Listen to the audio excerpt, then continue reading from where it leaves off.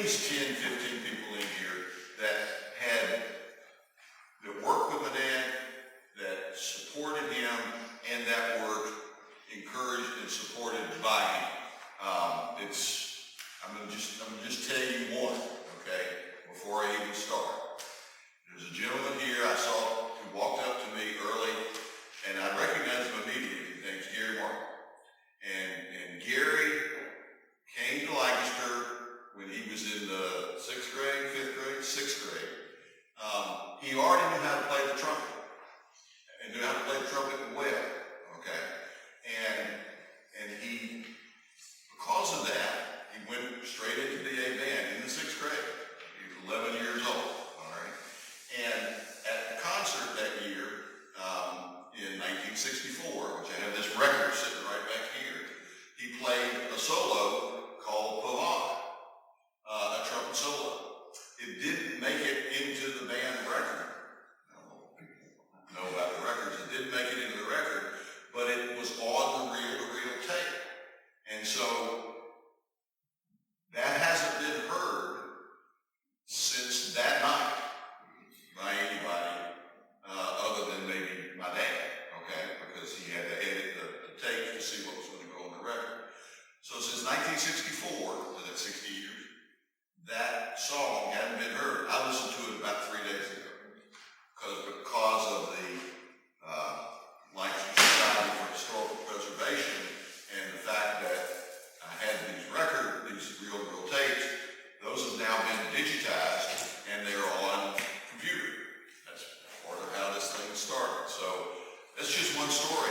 I hadn't seen Gary in 60 years, maybe 55. We played in the Charlotte Youth Symphony together when I was in 11th and 12th grade, and he would have been the same thing. But, and there are others in the room just like that. I can tell you that I haven't maybe seen each other in that length of time too. So that's what I can't do today, because if I do that every time I stop, we'll never get through.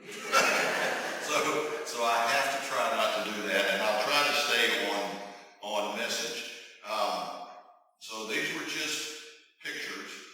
So this is, now, figure out where I am. I did all that. I do want to tell you, I'm not sure any of you have this problem, but sometimes I'll just forget the word that I'm trying to say. Okay? So if I forget a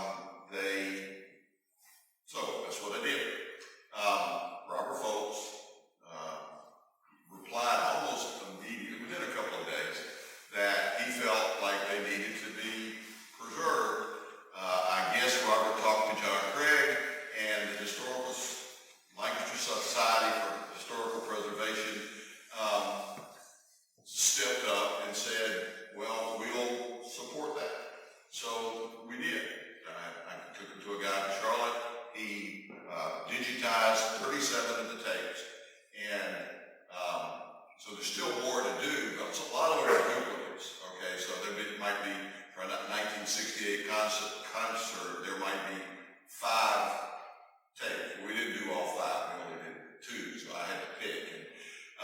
But there's still stuff to do, okay? So that's one of the things when John says, you know, let's support the archives. That's the way to support the archives is to get the rest of that stuff converted.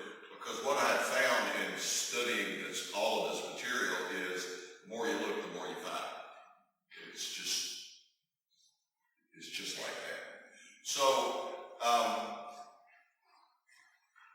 so we had the tapes, we got them digitized, and then we met Robert, John, and I, and Katie Ayers, who is kind of helping me with the archive work.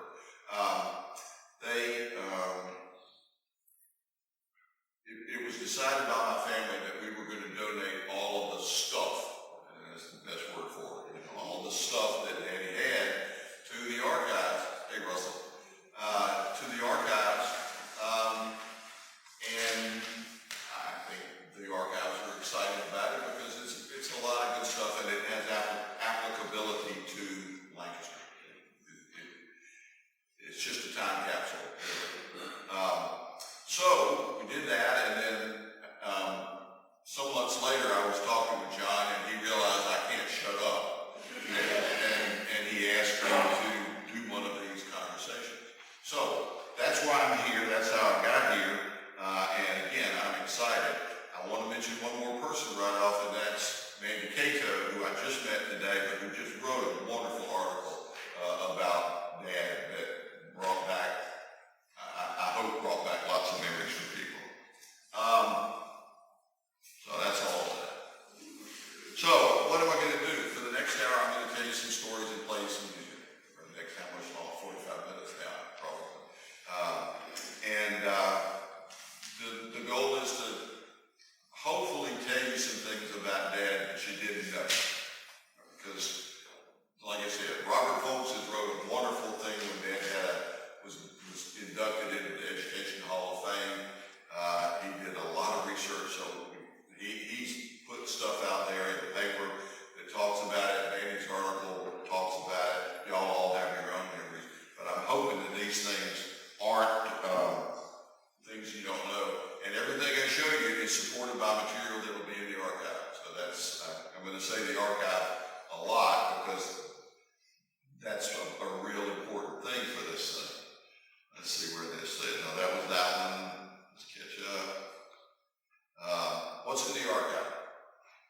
50 plus reel-to-reel tapes, 37 of them we've got digitized, hundreds of feet of movie film that need to be digitized, 5 scrapbooks with articles, pictures, letters. I'm thinking there's at least 1,000 different items. A lot of them, by the way, are up here on the thing. You can walk by and look at them later on.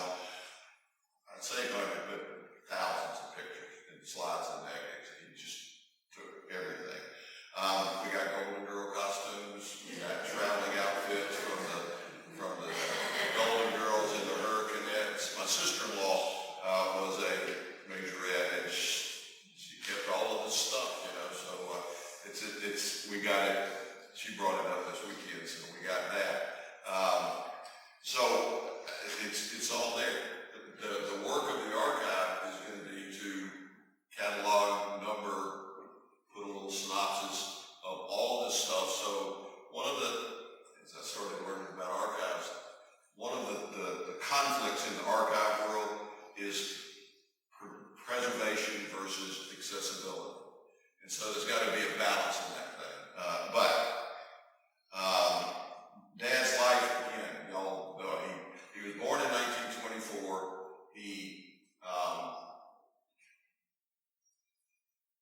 Early, he started music, but probably from the age of 8 to 14, he played the xylophone, the marimba. He was a percussionist in the Reynolds High School band in Winston-Salem. At 15, he went to Davidson. So that's what, 1940. And in 1943, because he was in ROTC in Davidson, he enlisted in the Army.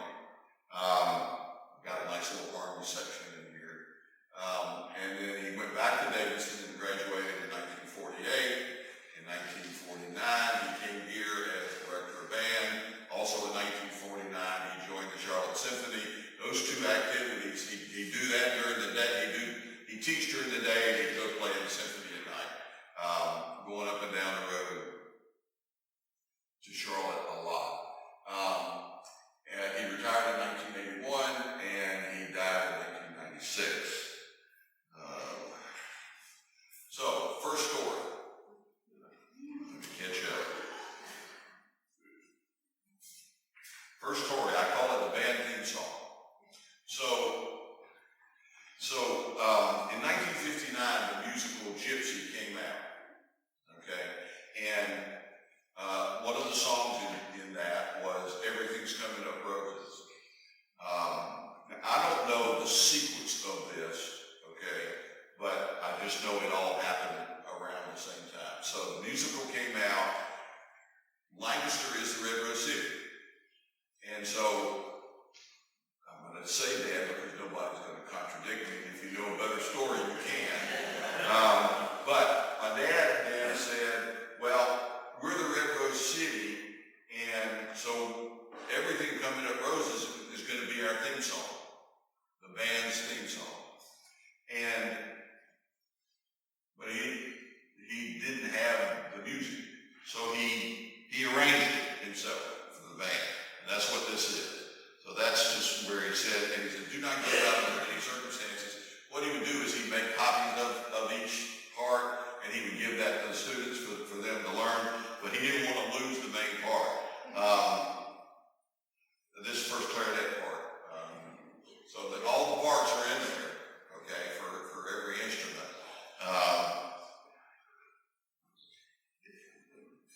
Who knows what these are? Uniform patches. So you notice the one on this, we were the red rose and Lancaster. So you can put it on band uniforms.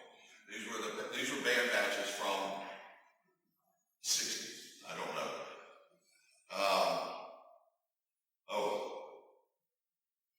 So now we're going to listen.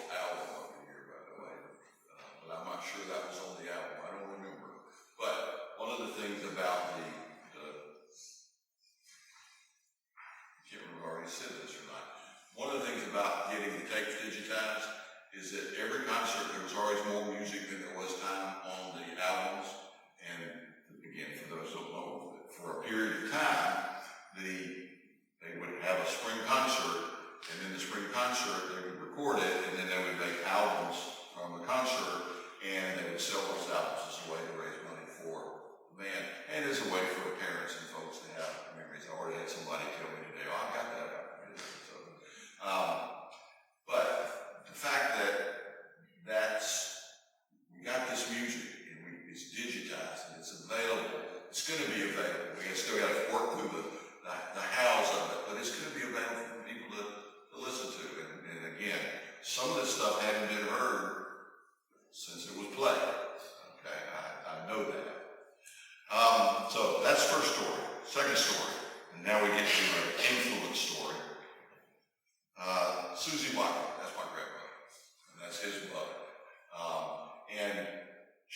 started him early, and again, I'm going to use the word encouraged. I don't think pushed is the right word, but she definitely allowed him to express himself musically, and then made him available in a lot of places. I was going through things, and I found this. This is her notebook. This is her address book. But in it is about 6 pages, and what this says is, that she was his accompanist, and it says, he performed in over 200 different venues, and this is probably from 8 to 14. And then this is just a list of some of the places that he played, and there's 4 more pages of it. She was his costume designer. Let's see if that's the next one. No. This one is a letter. Let's see if it zooms. I can zoom it up. I didn't want you to see that. So this is a part of that letter where, and by the way, she was getting ready to go perform at a Rotary Club meeting now. So he's, 11 here? And so here is, this is in the archives. I just showed you because this is the kind of stuff that supports what was going on. This is how he, again, I'm going to say he was 8, or maybe 9 now. This picture, by the way, later on, my dad wrote on the back of it what it was and what he thought about it.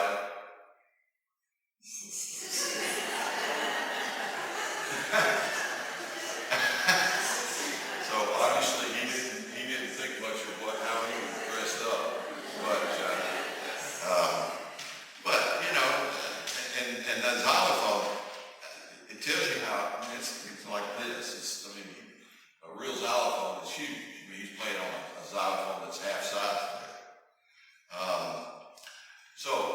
That was, I got no music into that story, but that story goes into this story. And so this is the man named James Christian Fole, and you can see where he was. He grew up in Winston-Salem. He's 11 years older than my dad, okay? And he went to, he didn't go to Davis. He graduated from the University of Michigan with a music degree. But he was asked at the age of 19 to start the music department at Davis. And he did. He had 3 bands that he started. He also started a summer camp at Davidson for boys, a boys' summer camp at Davidson.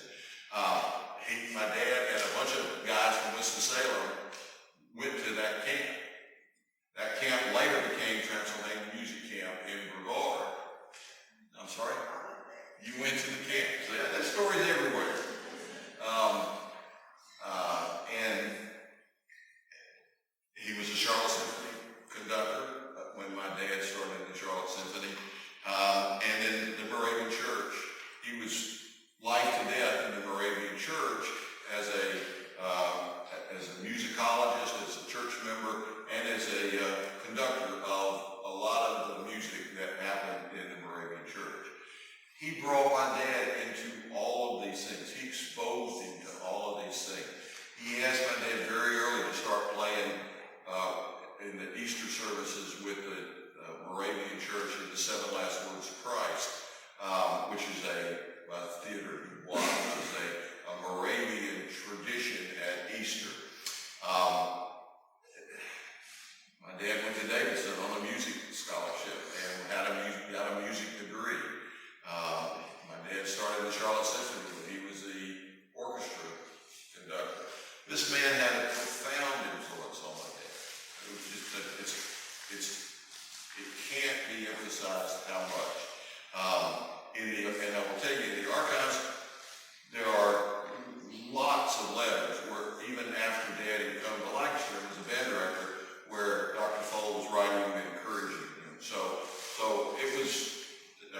can't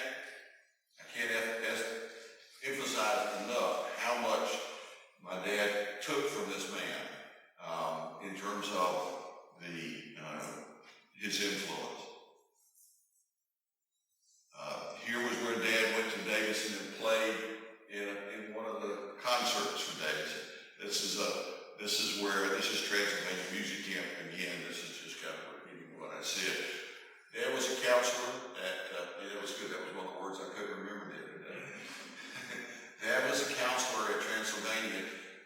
I'm going to say from 1950 to 53, 54. One of those years I found out just the other day in reading some of this stuff, he was actually the business manager one year.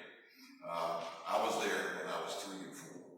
I just remember going for the summer. My brother was in a crib over there with a bunch of kids for the concert. Charles Symphony Orchestra. This is a letter that Dr. Fall wrote to my grandmother. And you can't see it, but we pulled up some subject. We tried to pull out. Come on.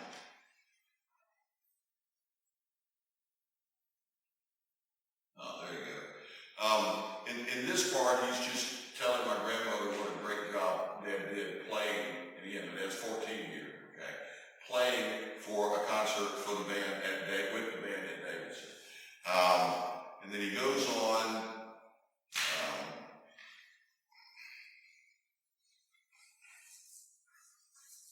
Too quick. He goes on and talks about some upcoming things that my dad's got, and I think he was expecting my dad to come play in the Moravian, in the Seven Last Words of Christ. He was expecting him to come play somewhere, but he agreed that Dad really needed to go do this other thing, which I think it says was to do something about an all-state band or something. So he said, yeah, he ought to do that. And then here he's going to play accompaniment for Daddy. And anyway, he's going to play accompaniment maybe when Daddy was going to play on the radio. He was going to go play with WBT on the radio. So this is a guy, and again, he's the head of the music department at Davidson, but who is supporting my dad in 3 different ways there. And again, I got lots of these letters that are in this archive. Now, how did that translate to here? So this is a program from 1971 in Lancaster of a performance of the Seven Last Words of Christ. It is not a widely performed piece of music at Easter. People do the Messiah, they do handle the Seven Last Words of Christ, but they don't do this one. But Dad knew it. It's a beautiful piece of music. I'll tell you. One of the tapes was a recording of this Seven Last Words of Christ. It has an orchestra with it. The churches, the combined churches, got together and put up the money to hire an orchestra. And so I'm going to play you the last thing that they sing, and I'm really excited to have it being played in this meeting because it's the right place to play it.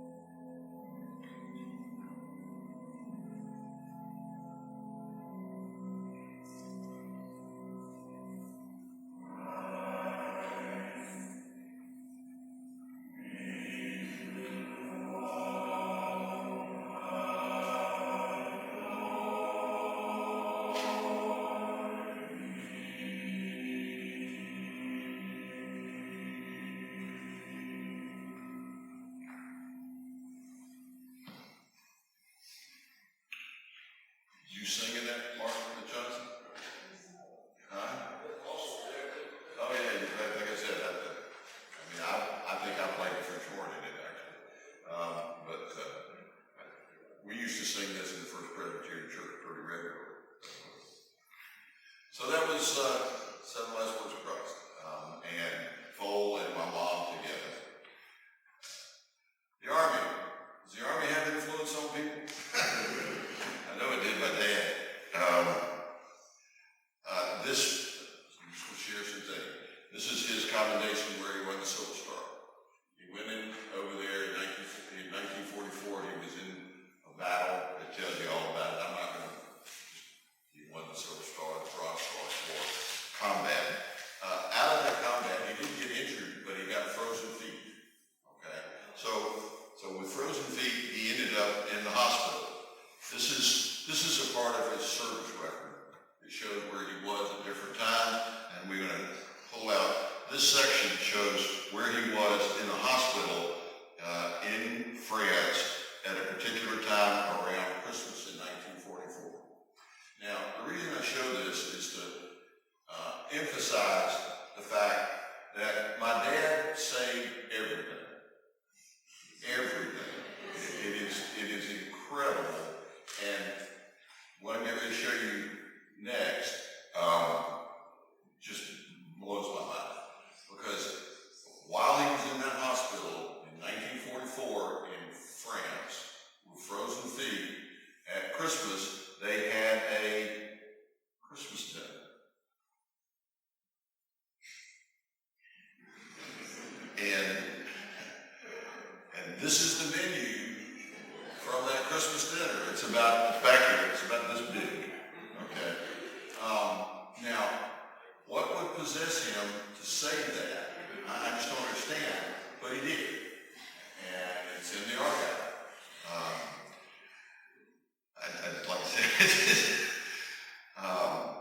that's probably. This is a picture. I showed this just because it's such a great picture. It's Buckingham Palace on VE Day.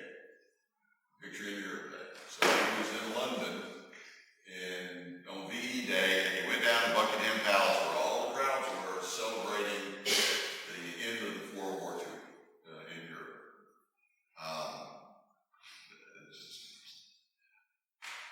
I missed one page. I want to go back because I need to. This page right here. This is the last part of my dad's war story. While he was in the hospital, he actually went back to England and was in the hospital there. And while he was there, somebody recognized that, he was a music major at Davidson. So they put him in charge of all the music in the United Kingdom. He was a music officer for the United Kingdom. First thing he did, and this is his story, okay, but I know it because he told it. First thing he did was he cut himself orders to go get his brother in Germany or France, who was still fighting, and brought him back, Joby Watkins, and he became Dad's drummer in Dad's band that he took and went around Europe and played, in the UK and played. He was there in London for a while, and then he went to Brussels, and he was the music officer for France, Belgium, and the Netherlands. And that's how he ended the war. So it wasn't like, he was in the trenches the whole time. He did charge a machine gun, to get the Silver Star. That's what he got it for. But then he became the music officer for that group of people because they saw Davidson music on his ROTC stuff. Let's see. All right, let's catch up. Elsie Boyce. Elsie Boyce was a principal of Dobson Elementary School and also was our neighbor. She lived 2 houses down from us. Her daughter babysat me, I guess both of her daughters have passed away recently. Not two. Judy's still in there. Okay. Well, someone of them passed away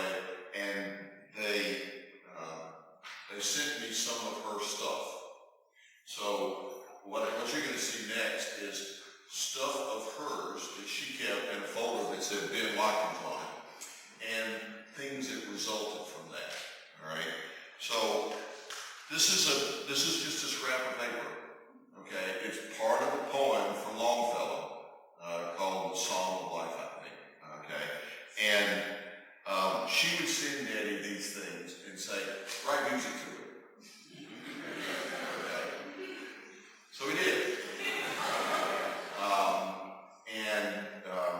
This is, it's a beautiful piece of music. She would use these things in her school. This is a letter where she wrote to Lavoy Baltnight. I'm going to say 60% of the pictures that you see about Lancaster were taken by Lavoy Baltnight or Bobby Bell or Lee Montgomery. Those were the three. But Lavoy was a lot of them.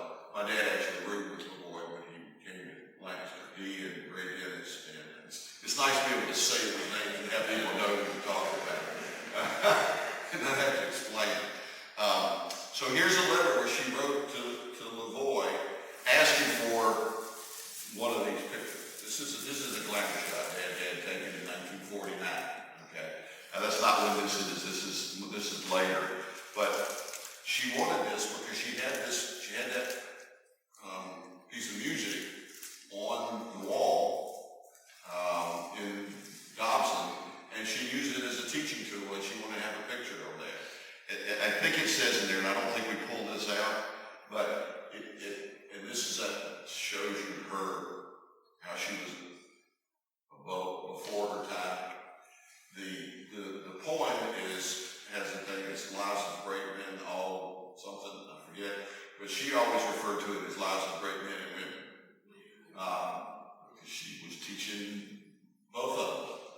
And so she used it as a teaching thing, but that's what she would do. She'd sing some music. She got the picture. I'm assuming it lived on the wall in Dobson for some period of time. Here's another one. Frogs Jumping. This is a poem. I think she wrote this one. So she wrote the poem. All right. Hey, Ben, write me some music. She wrote this little thing. Ben said this was the most difficult thing he ever tried to do. And I can only believe that she said that he did that. Okay.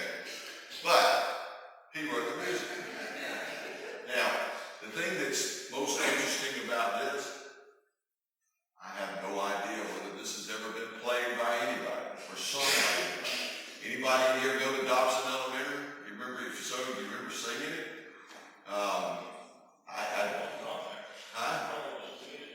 Yeah, but her and Angie Hunt were the other that I remember. But, that some of these things, John, you play the piano, you want to get up there and play this one? Well, I'll let you practice.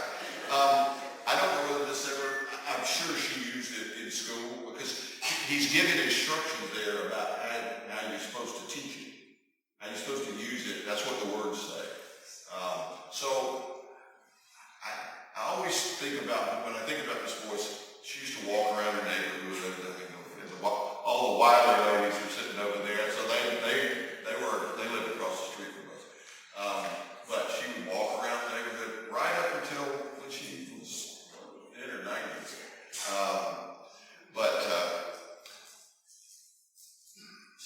I've got more examples that I'm going to show her. So how does this turn into music? Okay, because obviously it turned into music. I think she allowed Dad to express a creative side of him that he wouldn't have expressed otherwise. The only other thing I know he wrote, the only two things, is he wrote my mom a love song early. Okay, so I've got that framed in on the piano. See there, she was just there. What else? Oh, when my sister got married, he wrote her processional down the church center aisle at First Presbyterian. So we have all this music that's going to be dedicated to the archives.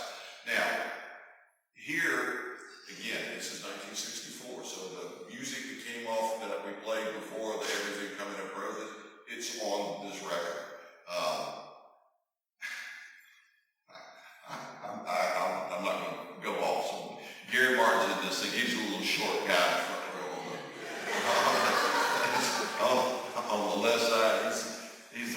this talk. Is he in the 11th grade?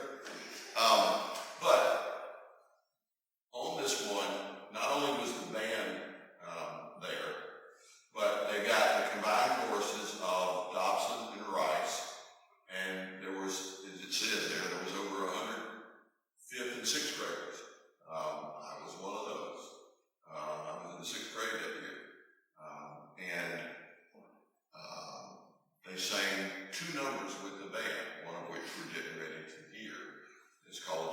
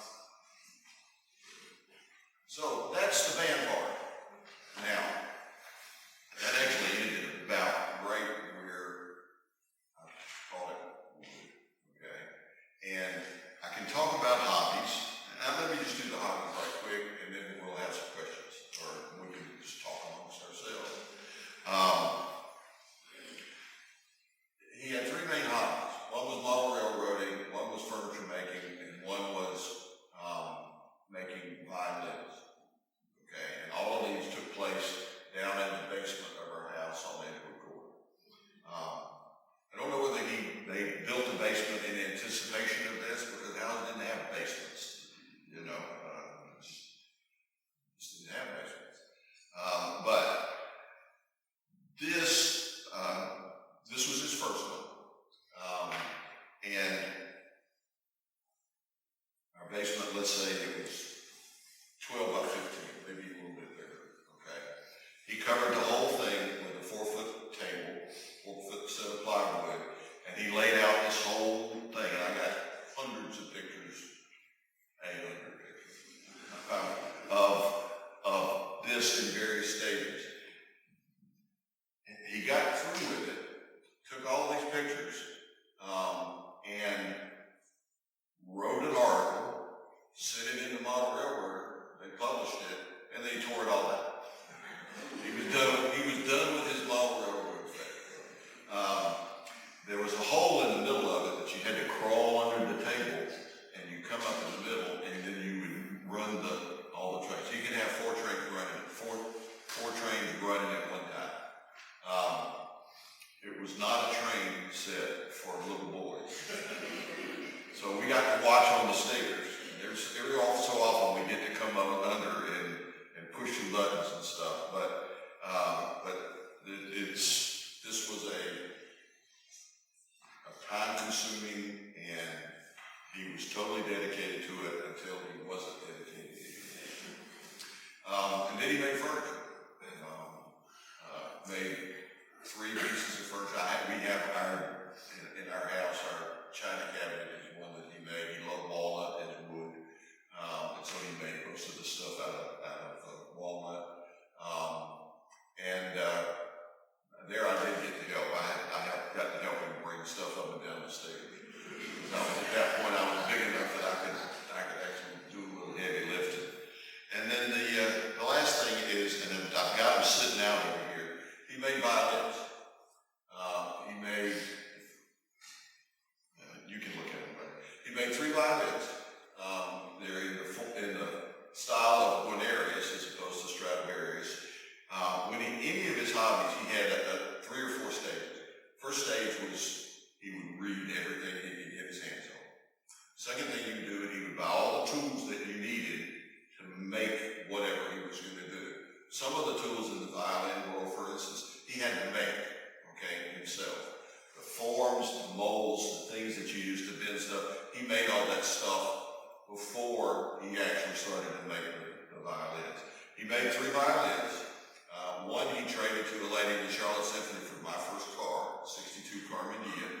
I had it a week and I wrecked it on Main Street in front of Bell's. It wasn't my fault. Somebody ran in the back of it, and I ran into somebody in the front, so I got it from both ends.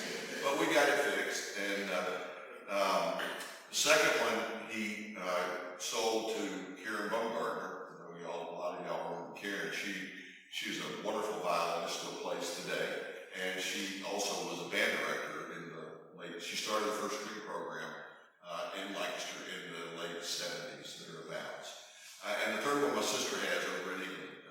And her daughter-in-law is actually a very, very fine violinist. And I think Laura is expecting to give it to her granddaughter at an appropriate age to pass it on. So those were his main hobbies. And again, he spent time on his hobbies. The other thing I've got over here, though, is the last thing he was working on was he was making a cello. I said the last thing in this cluster of hobbies. And this is where he got, he decided he wasn't going to do that anymore. So you can look at it, but it's a half-card top of the cello. So those were his hobbies. I know that was promised. So the last thing, I have one more piece of music that we can play now and then have questions because I think we got time. Let's do that, okay? I was going to play this as people walked out, but this is from 1975. Now, the thing that's interesting about concerts from I was in this one. From 1975, Jill Jackson said that, so, you know, from 1975 to 1980, we have concert tapes for every year, but they didn't make an album. And that's one of my burning questions, if anybody can answer, is why did they make albums from 75 to 80? So this is music that hadn't been heard since it was played. Okay, this is called St. Louis Blues.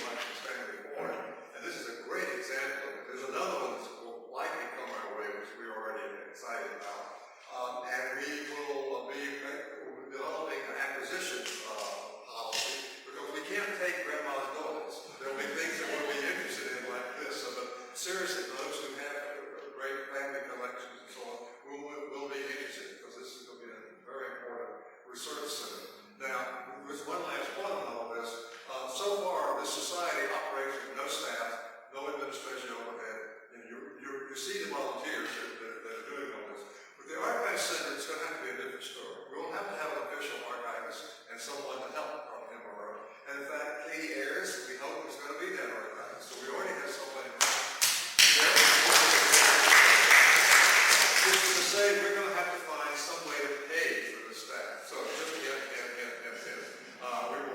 do that. It's going to be a very important contribution to legacy. Ben, this has been terrific. So let's ask some questions. We have time for maybe 5 or 6. Well, yes, ma'am. I want to comment on, you left out for me the most important word in Watkins County. I wasn't in Lancaster High School. I lived out of Beauty, way out of the country. Ben Watkins came out here in 1953, and I was in 9th grade, and he organized a band at Beauty. He took us to Transylvania Music Camp. He took us to the parade, what's it called? Carousel Parade. Okay. In Charlotte. He wanted us to know that even though we were a little school out in the country, that we were still important. And we didn't have uniforms. And so he had us all get black corduroy Bermuda shorts, white men's shirts, pink V-neck sweaters. And we went to the parade and we thought we were really important. My daughter, when she got to that age, played clarinet parade, because that was all I had talked about. Her daughter played flute in the Bugle band. Her son, my great-grandson, played baritone sax in the Bugle band.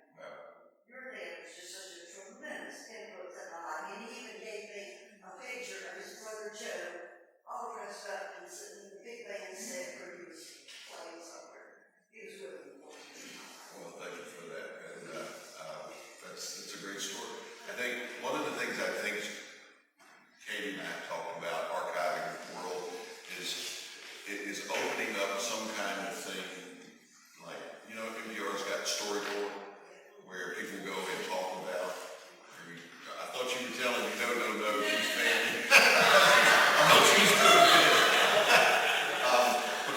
Because, you know, like I said earlier, everybody's got a story. Everybody. Now, some may be good. One of the archive things I've got is about 5 or 6 pages where somebody in Daddy's early band portrayed him as the devil, and the band people are getting whipped, you know. It's like, he would work you hard. Yeah, everybody's got a story. Anybody else? Yeah, well, I saw Jim first, and then we'll go to you later. I was Bennett's band announcer in 1964 to 68 in high school. And I would have continued, but something called the Vietnam War came along. I had to go in the Air Force. And was gone for 4 years. Came back to Lancaster in 72. And I then attended 2 years in Congress. And so I had to continue my degree program.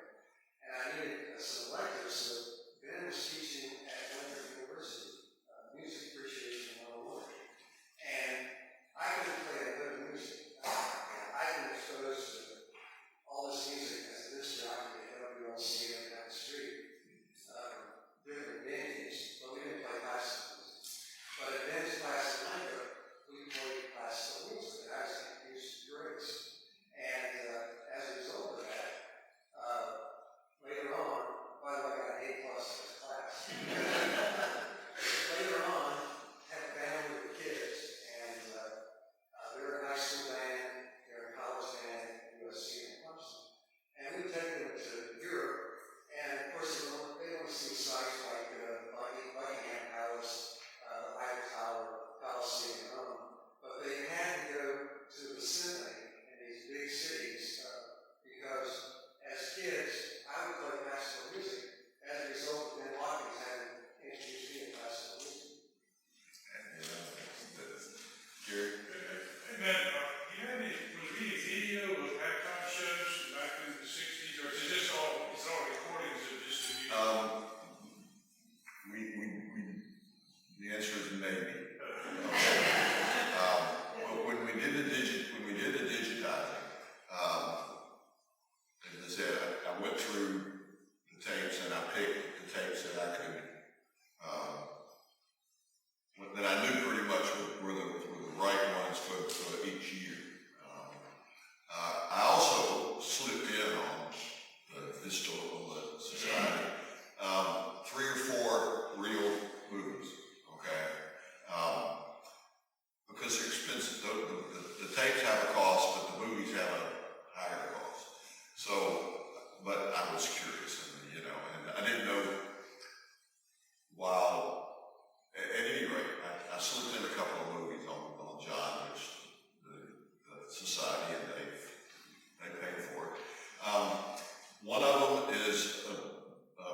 musicians sitting around and talking, I guess the band members, at the old band room down behind the old high school, and it had a coal-fed, Charles was there. Charles played in that band room. It had a coal-fed stove. It was down near the old football field. Old, you know, but y'all know what I'm talking about. Another one was a band at a shrine bowl. It was mostly of some of the, it was Candy King and what's Steve Bucks and the way I can't remember. It doesn't matter. At any rate, he's got some of those there, and there are more filmed because it's so expensive. We haven't done that yet. So that's part of the things that are going to go once y'all open up your pocketbook and all this money, or however we get the money. You know that, and I'm not going to pass the plate today. I promise you. But those are the things that are still to be done. So the answer is maybe. Okay. I'll be treated to the late 60s, okay? Okay. We'll give you check-off boxes, you know. You can put it in. Charles? Yeah, you're talking about films and stuff. I remember one time, the boy, I think, used to say, films of the ball games. And, you know, they'd use that to coaches to find out what went wrong here and there and so forth. But that picture's taken. No sound. Didn't have sound on it. But we saw the band march on the lines were And we were like, it took a whole week. We didn't play a note. All we did was go out there on that football field and bark. we were called, Jim would introduce the Lancaster High School marching band, but we were not marching. That was the biggest stretch in the history of bands. We were a show band, and Danny did that because he had a vision of, one, he wanted us to play a lot of music, and we did. We played a lot of music, and two, he wanted us to entertain, and he just, he didn't think kids marching around was as entertaining as what we were doing, what the Lancaster band. There's one more question. Yeah.